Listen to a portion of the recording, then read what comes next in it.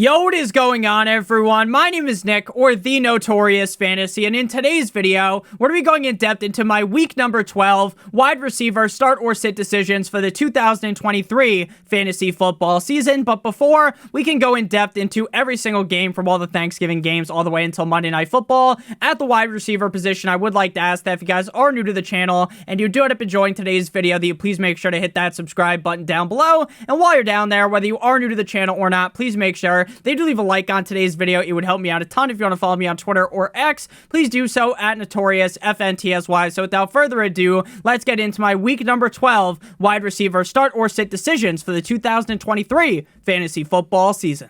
We begin with the early game on Thanksgiving, the Green Bay Packers at the Detroit Lions. This game takes place at 12:30 p.m. Eastern Standard Time. So when it comes to this game at the wide receiver position, to me, this is a very easy game to break down. Amon-Ra St. Brown has been a top 8 wide receiver in back-to-back weeks. Last week, he had 8 receptions on 11 targets for 77 yards and a touchdown up against the Chicago Bears. On paper, this might be a tougher defensive matchup, right? I don't think this is a cupcake matchup by any means, but in my opinion, based upon the amount of production that Amon-Ra St. Brown puts up week in and week out, his incredible consistency, to me, he is a matchup-proof wide receiver, and this week up against the Packers defense, to me, he is a must-start. Now, when it comes to the other Detroit Lions receivers, Josh Reynolds hasn't done much since earlier on in the season. Over the last few games, his highest amount of targets is 4. To me, even with how electric, how good this Detroit Lions offense is,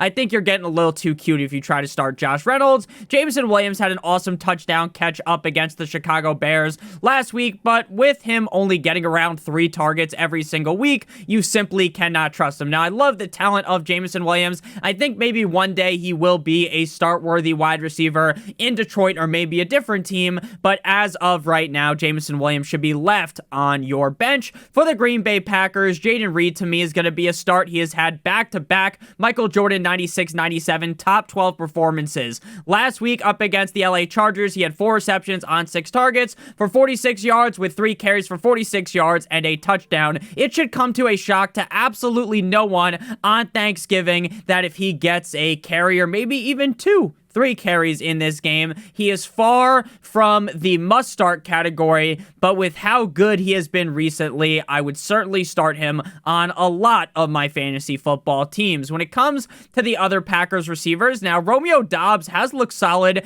thus far this season. If there were teams on bye this week instead of no one on bye, then Doubs probably would have landed in the start category. He has scored a touchdown in 4 of the last 5 games.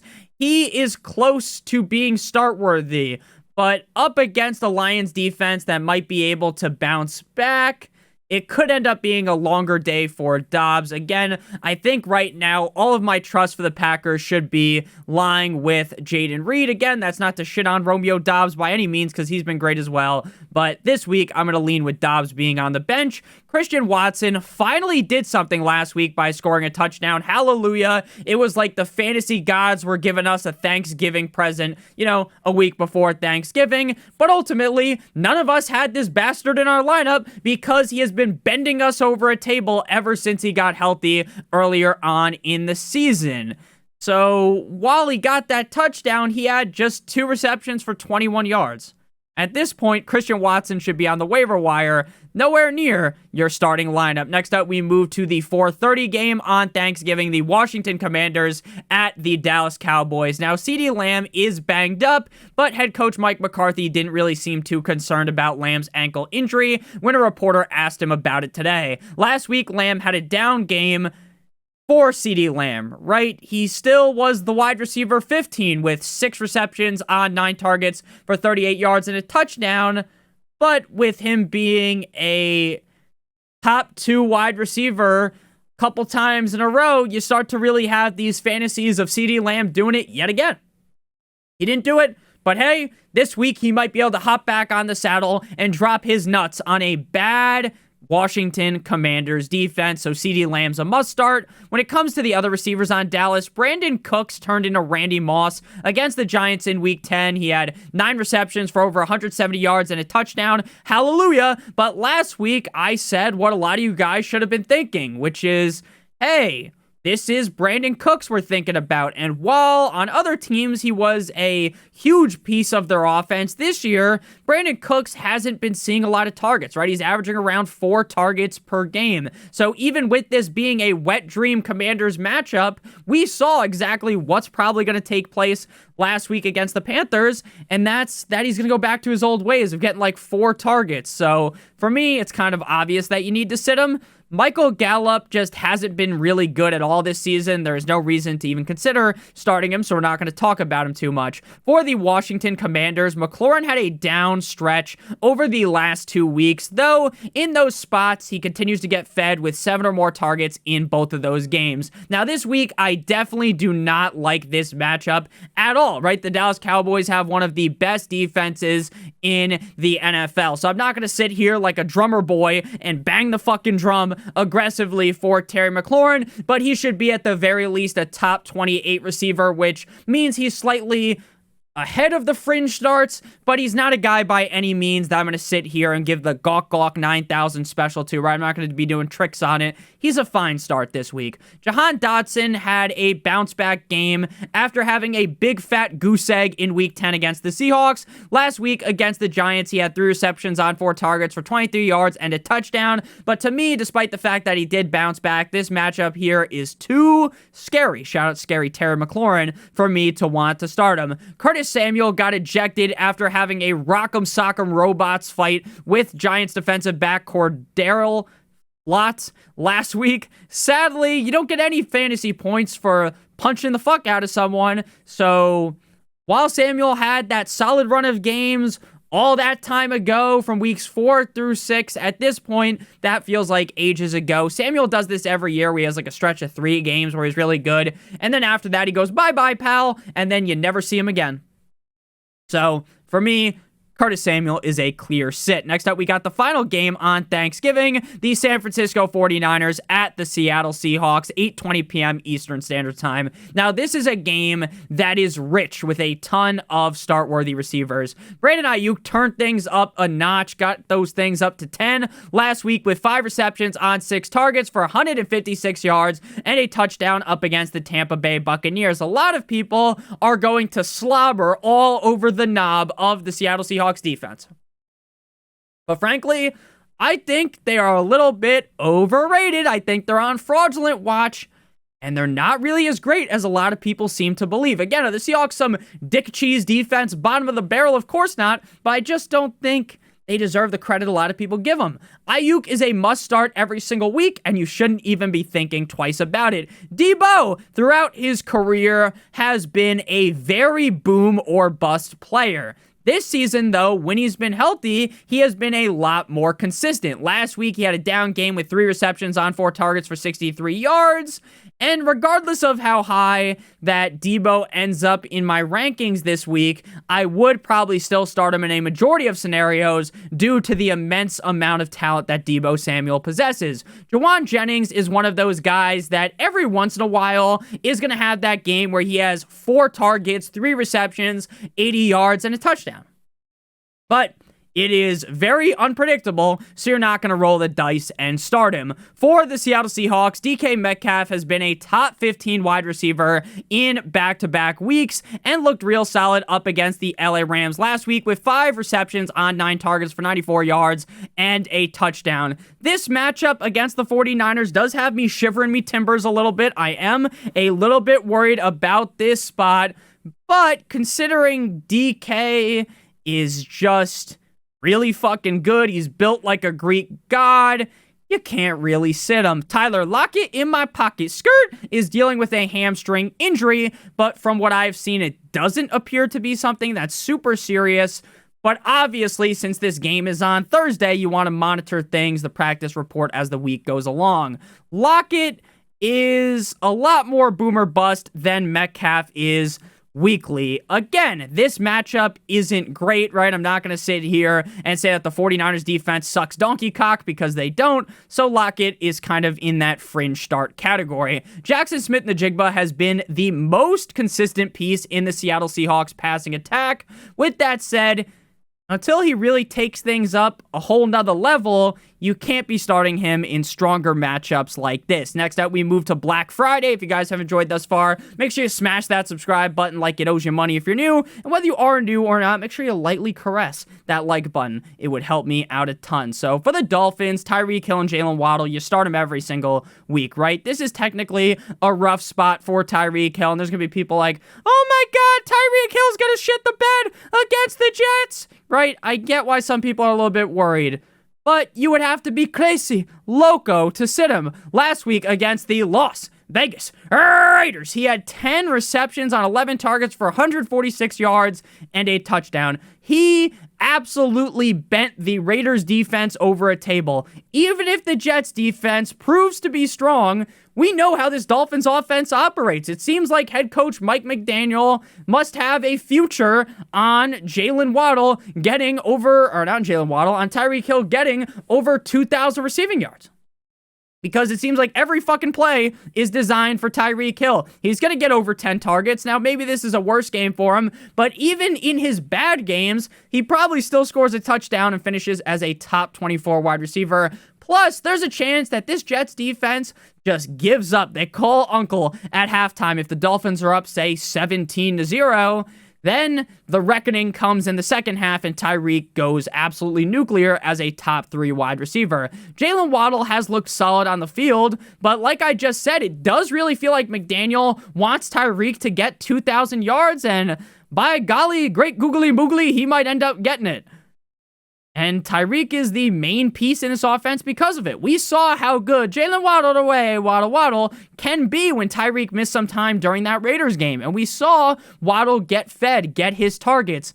Weekly, it is hard to sit him due to the immense amount of upside in this offense. The fact that Waddle could pop off for 30 fantasy points in any given game, but he is closer to the wide receiver 24 in my rankings this week compared to a top 12 wide receiver. Cedric Wilson is the wide receiver 3 on the team, but it wouldn't be shocking if Berrios or another guy like River Craycraft or maybe Chosen Anderson ended up out targeting him. Now he's going up against the Jumbo Jets, so it really seems like if you're starting Cedric Wilson, you're getting a little too cute. For the Jets offense, Garrett Wilson is a sit for me. Now, if you want to start Garrett Wilson, go right ahead, but Jalen Ramsey, ever since he returned from his injury, has been locking down the receiver ahead of him, right in front of him, right? He's been locking him up, don't let me out, like that Akon song. There is no reason for Ramsey to go shadow one of these other sorry-ass receivers on the team, like Lazard or Xavier Gibson. He's going to be mano-a-mano right on Garrett Wilson, and I don't think Garrett Wilson stands much of a chance here. Plus, things might be even worse with Boyle under center. I know, Nick, it can't get much worse than Zach Wilson. It actually could, if I'm being honest with you. Allen Lazard, Stone Hands Lazard, might be the worst wide receiver I have ever seen get paid as much money as he does. And us fantasy players, not me this year, but a lot of people try to talk themselves into Lazard every single fucking year because we see the flashes, oh my God, right? And we get lost in it. But we need to remember, hopefully we remember this year and be like, oh, maybe we should never draft Allen Lazard again. Xavier Gibson, you know, things have gotten really bad when your special teams guy is catching passes from the quarterback. Stay clear away. Next up, we move to the beginning of the Sunday slate. The New Orleans Saints at the Atlanta Falcons. Chris Olave is going to be a start for me. Now, it is still kind of unknown on if Derek Carr is going to play or not. Now, I do think that if Derek Carr plays, that really bumps up Alvin Kamara and hurts Chris Olave a little bit. But I really do think without Derek Carr, Olave's upside is even higher. Olave has been a back-to-back top 10 wide receiver prior to the bye in fantasy football, and he is a must-start weekly. But again, I would be salivating at the upside of Jameis Winston just fucking chucking it up to him all game long. Rashid Shaheed, I'm Shaheed. Rashid Shaheed is another one of those guys that's kind of a loose cannon, super high upside player. He has had 3 boom games on the season, but you never really know when they're going to be coming. The matchup here is right for the taking, but even if Jameis plays, I would rather just leave him on the pine, especially since there are no other teams on bye and there's so many other receivers to pick from. A.T. Perry will be the wide receiver 3 in this game because Michael Thomas is now on the IR with a knee injury. So now A.T. Perry will be a guy that gets talked about for like approximately 8 seconds every wide receiver start or sit video until Michael Thomas returns, and that's about all I need to say about him. Drizzy Drake London is going to be a start, but he looks the exact opposite of Olave, where Olave is this must-start guy, a guy I'm kind of banging the drum for, kind of fluffing him up a little, giving him some hype. London is a fringe start. I know, and I do really believe that this man has the skills to pay the bills, but man, oh man, has he been disappointing. Going back to Desmond Ridder is like watching your friend go back with the ex that was abusive to him. Say a prayer to the fantasy gods up above if you have to start London, because we know that shit might end up not being too pretty here, even up against the Saints defense that's been pretty eh. In terms of the other Falcons receivers, Matt Collins was inactive in week 10 due to his ankle injury. Now coming out the bye week, I assume he plays. Whether he plays or not, though, it doesn't really matter because you're not playing him.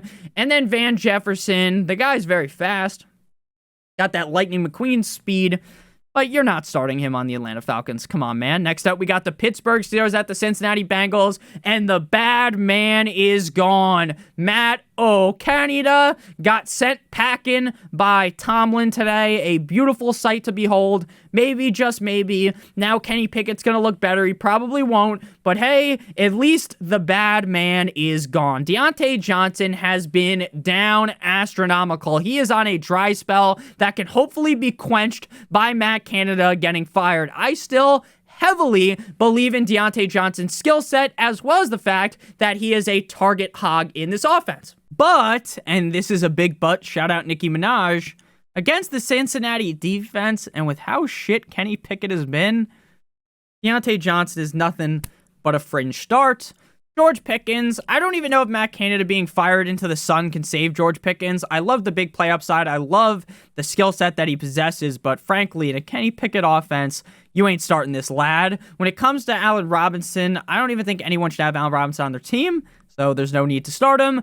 For the Bengals, Chase has scored a touchdown in 3 of his last 4 games. Congratulations, round of applause for him. With that set up against a tough Steelers defense, and if you match that with the fact that Joe Shiesty is going to be out, Jamar Chase is about to experience a sad time in his life. And for me, he is nowhere near my top 12, and frankly, he might not even end up cracking the top 24 receivers in my rankings. It is going to be hard to sit him due to how good he is, but I'm being honest with you, if I'm keeping it $150, I am very nervous about Jamar Chase this week.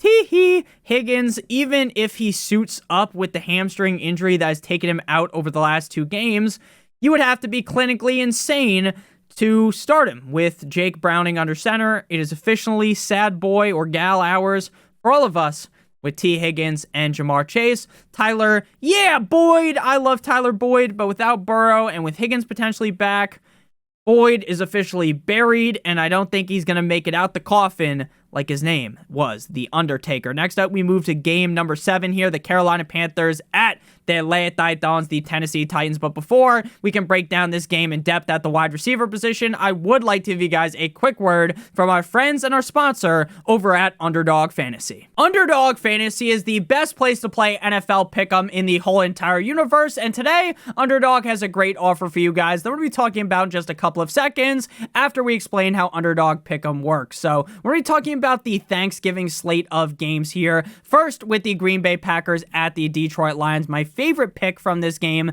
is going to be David Montgomery higher than 64.5 rushing yards up against a pretty soft, in my opinion, Packers run defense. We are going to go ahead and match that with the Dallas Cowboys versus Commanders game with Dak Prescott higher than 2 passing touchdowns in this spot. If both of those hit, then we will receive 3 times our entry fee. If If you do 3 picks, it's 6 times, 4 picks is 10 times, and 5 picks is 20 times your entry fee, assuming all of the picks hit. Now, if you are new to Underdog Fantasy and live in one of the states on your screen right now, you'll receive a first match deposit bonus of up to $100. So you deposit 100, they'll give you an additional 100. If you do 50, it's additional 50, 25, additional 25. The minimum deposit on Underdog Fantasy is $10. If you have a gambling problem, please make sure that you call 1-800-GAMBLER. Back on into things here, the Carolina Panthers at the Tennessee Titans. Let's start off here with the Panthers. Adam Thielen bounced back last week after some down performances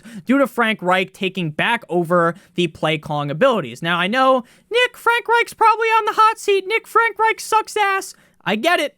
And it's kind of crazy that in the year 2023, after what happened in Indianapolis, that Frank Reich still has a job, but hey, that's just how the NFL goes. They cycle these old fucking idiotic head coaches. But with him calling the plays, it does help Thielen out a ton. This week, he faces a garbage Titans defense, so I love Thielen this week. He is a must start. Jonathan Mingo is a player that I think has a lot of skill, and I think one day he could work out in the NFL, but as of right now, with how Bryce Young has looked, the only wide receiver you should be taking a shot on this week in Carolina's name is Adam Thielen. DJ Chark, baby Chark. Didn't have a single target last week, just like I said about Mingo. Don't be starting random Panthers players not named Adam Thielen. For the Tennessee Titans, DeAndre Hopkins had a solid week last week up against the Jaguars in Jacksonville with 4 receptions on 5 targets for 59 yards and a touchdown. Solid matchup yet again this week, but I can't really get here and give DeAndre Hopkins the Gawk Gawk 9000 special, because even though he's a great player, we still all acknowledge that the quarterback situation here is pretty scary. I mean, both of these quarterbacks haven't really been the best, but I just want to kind of stay away from giving D-Hop all of the super high rankings like I've been doing, because again, while he's so talented, the quarterback is really limiting him. Kyle Phillips, basically exactly what I said about the Panthers' other receivers not named Adam Thielen, is what I will say about the other Titans wide receivers. There is no reason to be confident in the other wide receiver core around Hop. Stay away from Kyle Phillips as well as Nick Westbrook, Cain. Next up, we got the Tampa Bay Buccaneers at the Indianapolis Colts here. The Colts are a very interesting offense because after Anthony Richardson went down, I know Gardner Minshew's been decent in the past, but it really seemed like, hey, maybe Michael Pittman Jr. season needed to calm down a little bit. Maybe would get put on ice. But Pittman has honestly been one of the most reliable wide receivers in fantasy football this season, and especially so since week number 6. Over his last 5 games, he's been a top 18 wide receiver in every single game. Sure, maybe him finishing as that top 3 receiver, top 6 receiver, top of the charts, A1 steak sauce type of wide receiver might be shocking with Gardner Minshew under center, but with how good his numbers have been, I will smack Michael Pittman with the must start tag. Man just gets fed the ball all day long, and he's in a solid spot here up against the Tampa Bay Buccaneers defense. For the other Colts, we got Josh Downs as well as Alec Pierce. At this point in the season, Josh Downs was a hot commodity a couple of weeks ago, but at this point, it's kind of, been a bit watered down. Assuming he is healthy this week, he is close to being a start, but until I see him ball again, I think I'd rather just leave him on the bench. Alec Pierce, this is a dude with a lot of grit, right? A real lunch pail type of guy, but you don't get any fancy points for fighting like we talked about earlier. You also don't get points for grit. So sit him down, all right? Next game we got, or not next game, the next team in this game is the Bucs, who are going up against the Colts. Evans has been pretty solid all season long. While he was just all right against the 49ers last week, no one was expecting Mike Evans to go out there and lay a pipe for that ass like he was a plumber against the 49ers.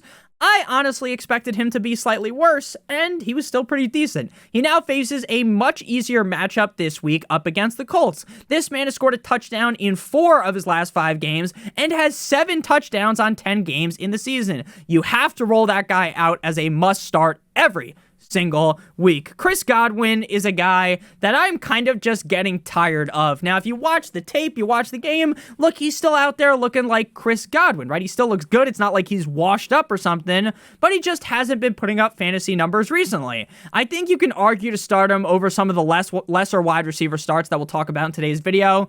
It just seems like his floor is very low. Even when Baker's looking great, it's like Rachaad White's balling, Mike Evans is balling, and it kind of makes Chris Godwin kind of feel like the odd man out sitting there on the cuck chair while Rachaad White and Mike Evans are having a day out there.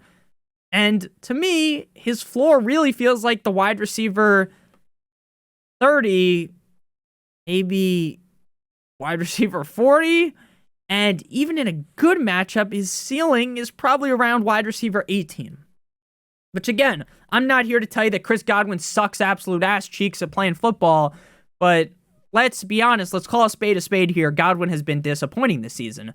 Trey Palmer is another one of those guys that is very talented, but he is buried on the team with amazing players around him. So for me, he should be a unanimous clear sit. Next up, we got the New England Patriots at the New York Football Giants. The Mario time, baby. Demario Douglas is a start. Now, the expert consensus rankings on Fantasy Pros had this dude as like the wide receiver 50 when I was looking things up a little bit earlier, moving my rankings around.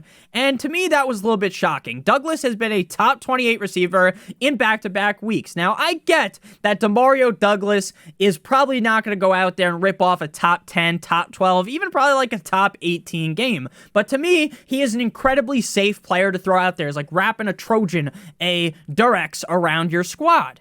So he's pretty safe, in my opinion, to be like a top 30 guy. Again, I would be perplexed. I would be shocked if he finished as a top 10 guy, but mostly not due to his skill set, because he seems pretty good, but just due to the Patriots' offense's ineptitude this season. His last game in Germany, Guten Tag, prior to the bye against the Colts, he had 6 receptions on 9 targets, 6 of 9. Very nice, I like, for 84 yards. He should be fine. But again, it's not like he's going to go out there and do something crazy exciting. He's not going to be like evil fucking Knievel out there. The other Patriots receivers, we got Mr. Corvette, Juju Smith-Schuster. Juju is so bad. There was someone in the comment section in the summer that was like, Nick, you fucking idiot. You keep fading Juju Smith-Schuster. Juju's going to be great. Right? And I was like, dude, I will eat a fucking paper with this comment on it if Juju's any good. And Juju's bad.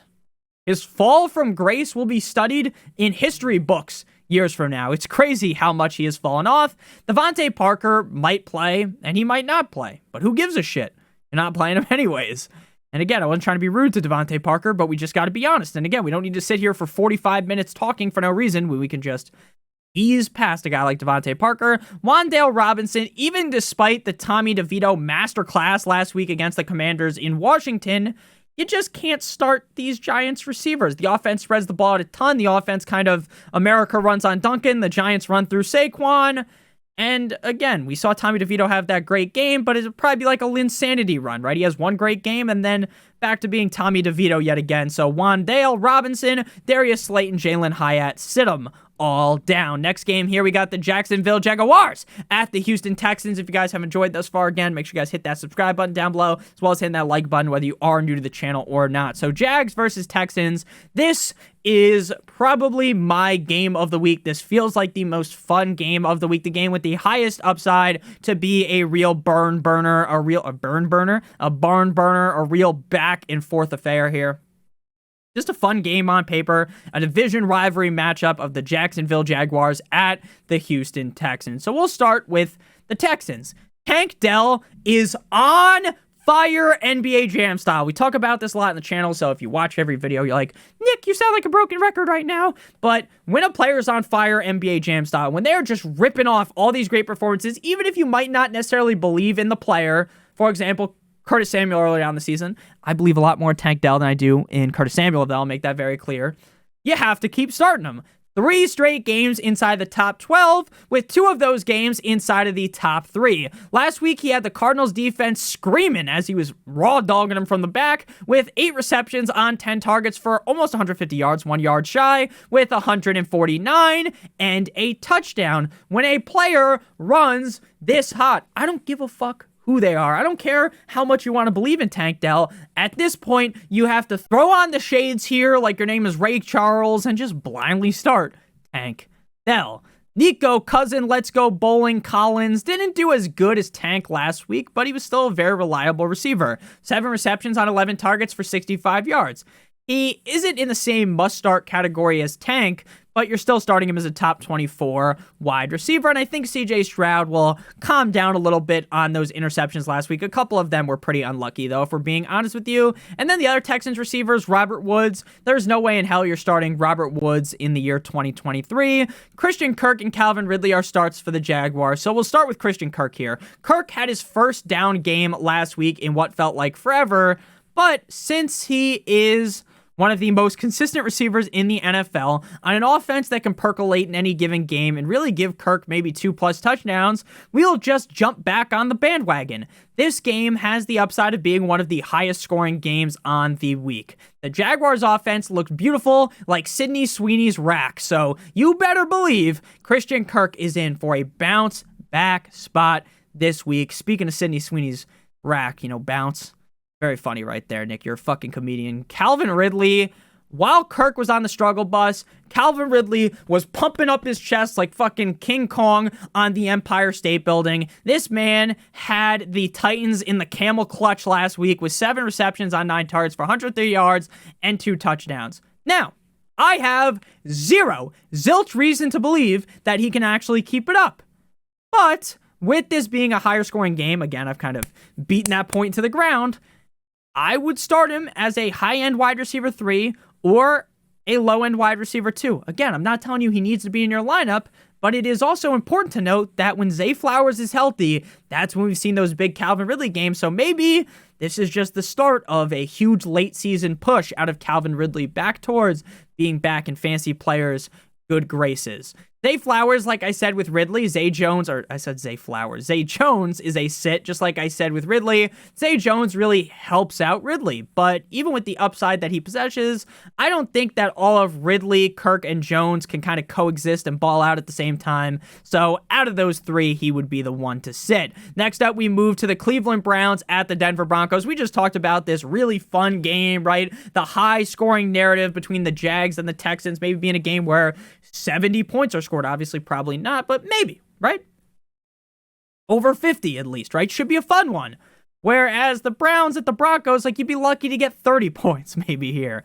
Now, Courtland Sutton has had 2 straight games as the wide receiver 14 in fantasy with 17 fantasy points at PPR. This man is addicted to scoring touchdowns with 8 scores in 10 games. That is 4 more scores than Abe Lincoln had. Now, he faces the stout Browns defense. So, I'm not going to sit here and tout him super highly because that Browns defense is very, very scary.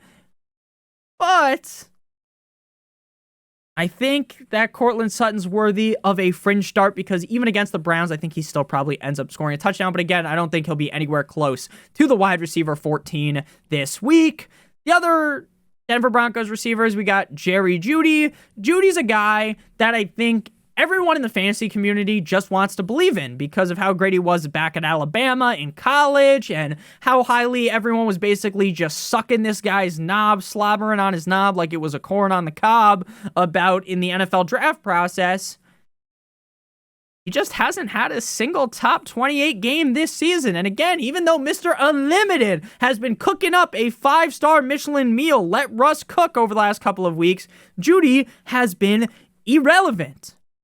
Now again, not here to shit all over Jerry Jeudy like Steve Smith did a couple weeks ago on Prime Time, but against the Browns defense, there is no way in hell you're starting him. Marvin Mims finally saw 3 targets for the first time since the start of the season. I love Mimsy, but until the workload truly ramps up, you gotta stay clear away. For the Cleveland Browns, I love me some Amari Cooper, but with the quarterback situation in Cleveland, Cooper could be a landmine that you throw into your lineup. Now, the upside is always going to be there with a guy that has as much of a skill set as Amari Cooper, right? I know he's not like a top 12 receiver in the NFL, but at times he looks like one, right? And he's a great player. He's a great wide receiver 1 that a lot of NFL teams would be happy to have. I'm sure the Cowboys wish they had him back as the number 2 receiver behind CeeDee Lamb. But when the quarterback situation is that grim, it really just kind of drowns the upside out of Cooper. Plus, the Broncos defense has gotten a lot faster, stronger, like that Kanye song recently.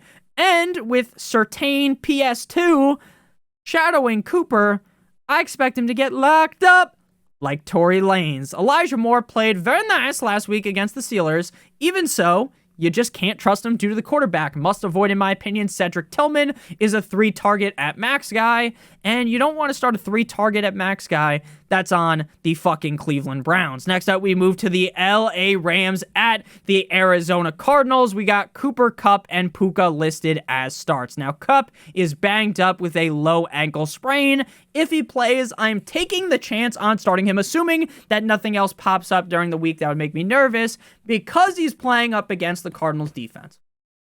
So Cooper Kupp, even on one leg, he'll just use his third leg as horse cock to balance him, right? He'll be fine, right? That's what not Terrell Owens. That's what Chad Ochocinco always says, right? That he used to play on Viagra with all the blood flowing. I don't know how that worked, but I guess it's true. That's what he would say. So again, against the Cardinals defense, you're probably going to play him, but again, this is definitely something to monitor, and there is some stranger danger with Cooper Kupp, because if you start him, there's a chance he just re-aggravates it and gets hurt and is out of the game. Puka Nacua, if Kupp is banged up this week and misses the game, then Puka Nacua will be in must-start category. Now, just like Kupp, this man's messed up too. He's got a shoulder injury.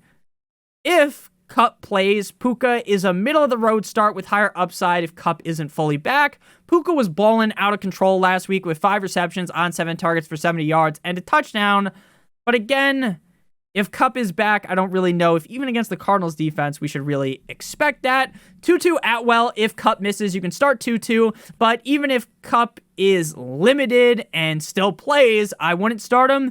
He has performed this season without Kupp early on in the season, which leads me to believe that if Kupp was to miss, you could roll the dice and play Tutu Atwell again, because the Cardinals defense is, you smell it through the screen, they reek to high heaven. When it comes to the Cardinals, Hollywood Brown is standing on his last leg, right? He is on a peg leg right now. I am ready to, make him walk the plank.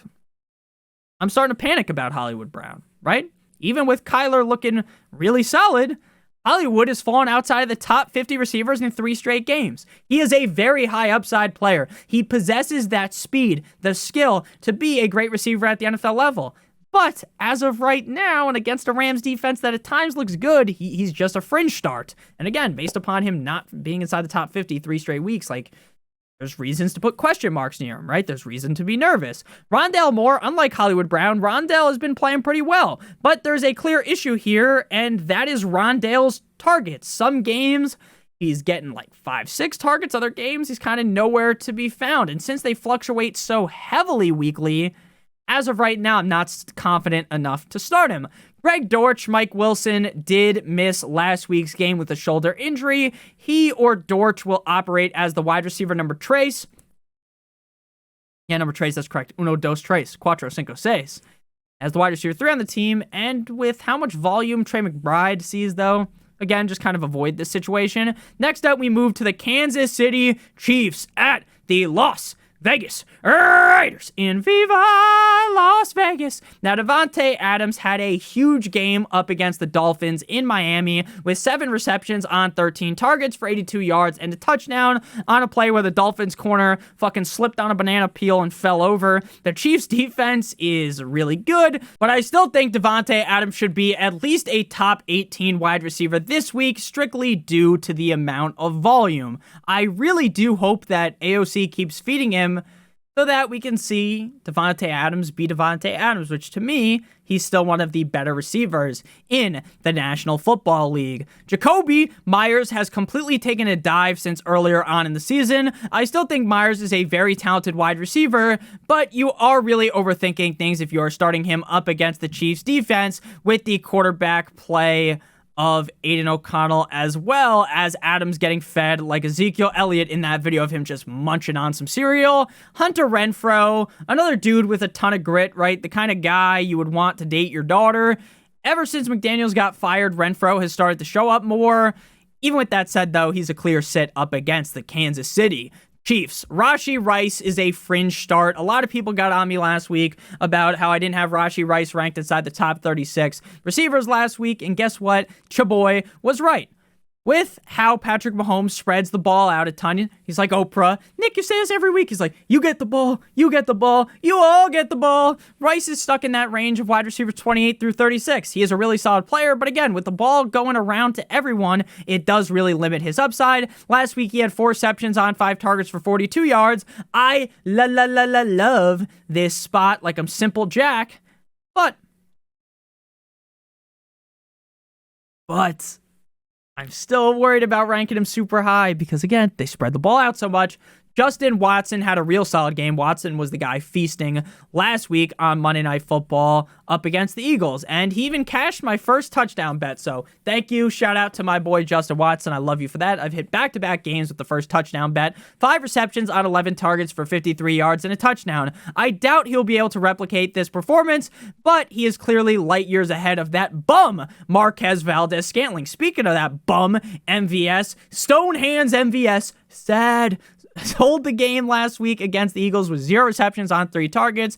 MVS just sucks. He's another Allen Lazard type of guy where he shows the flashes, people start gargling on his balls about it, but ultimately, when all the cards are on the table, he always folds. Next up, we move to the final game before Sunday night and Monday Night Football, the night games. We got the no one circles the wagons like the Buffalo Bills at the Philadelphia Eagles. Another interesting game here. Let's see, are the Bills frauds or did they really make it out the gutter last week against the Jets, and they've turned another tide, right? They've turned a page on the season. A.J. Brown had his worst game of the season in Kansas City last night on Monday Night Football with 1 reception on 4 targets for 8 yards. Should you be worried? The answer is, fuck no, baby! A.J. Brown is still one of the best receivers in the NFL, and he now faces a defense that can be taken advantage of. This is a huge bounce-back spot for A.J. Brown here, and he will be ranked as a top 5 receiver in my rankings. Devontae Smith, last week, he had a solid performance with 6 receptions on 8 targets for 99 yards. He was also a micro-penis length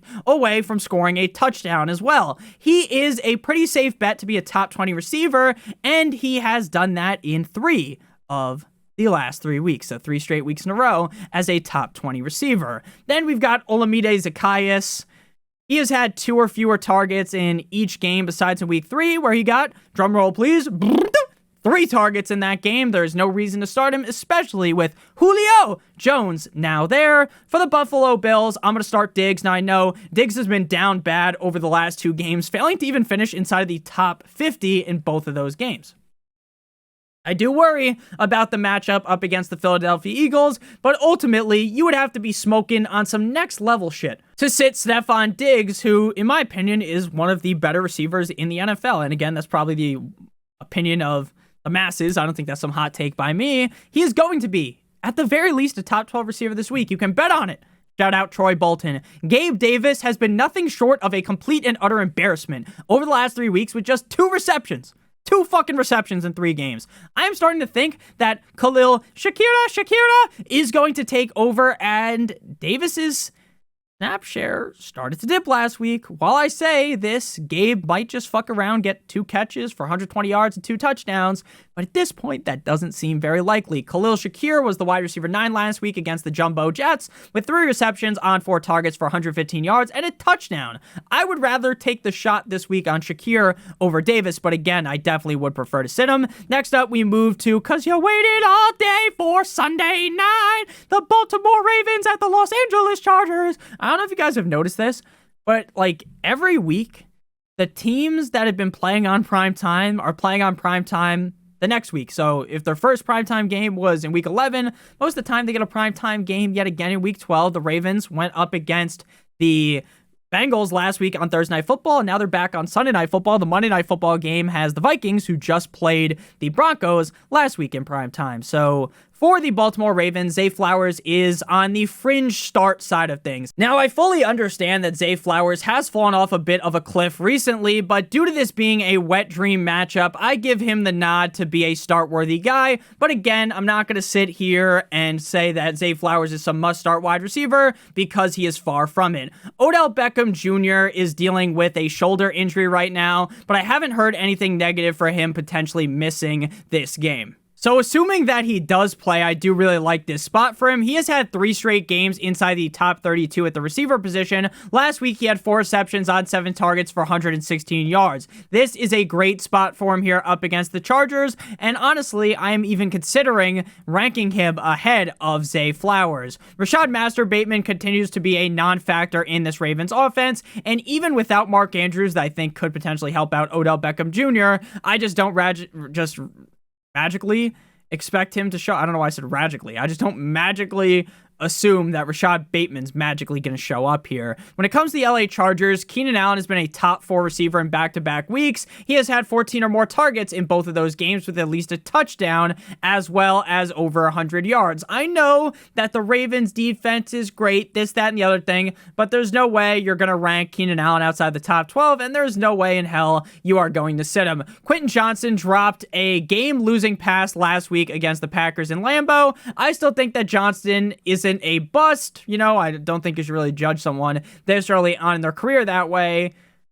But man, oh man, you cannot start this man in fantasy. Darius Davis, if you know any information about him, right, you got some interesting tidbits of information about him, you're a football guy or gal, because frankly, I don't know much about him, despite the fact that he gets like 2 targets a game, and you need to sit him down. Final game here, we got the Monday Night Football matchup, the Chicago Bears at the cold like Minnesota Vikings. For the Chicago Bears, DJ Moore is going to be a start. With Justin Fields back in as the starting quarterback, DJ Moore should be in your lineups. Moore went balls to the wall last week up against the Lions defense in Detroit with 7 receptions on 9 targets for 96 yards and a touchdown. I fully expect DJ Moore to finish strong yet again this week. Now, the Vikings defense does scare me a little bit, but as long as Fields looks somewhat decent, Moore should definitely be mighty fine, just like Megan Fox in the Transformers. When it comes to the other Bears receivers, even with Fields looking A1 steak sauce, Mooney was virtually invisible. There is no need to start any wide receiver not named DJ Moore in Chicago. So Mooney, Tyler Scott, both on the bench. Justin Jefferson's a start, but if I'm keeping it a buck with you, I don't really think he's going to end up playing until after the bye week, which would be week 14, up against the Las Vegas Raiders in Viva Las Vegas.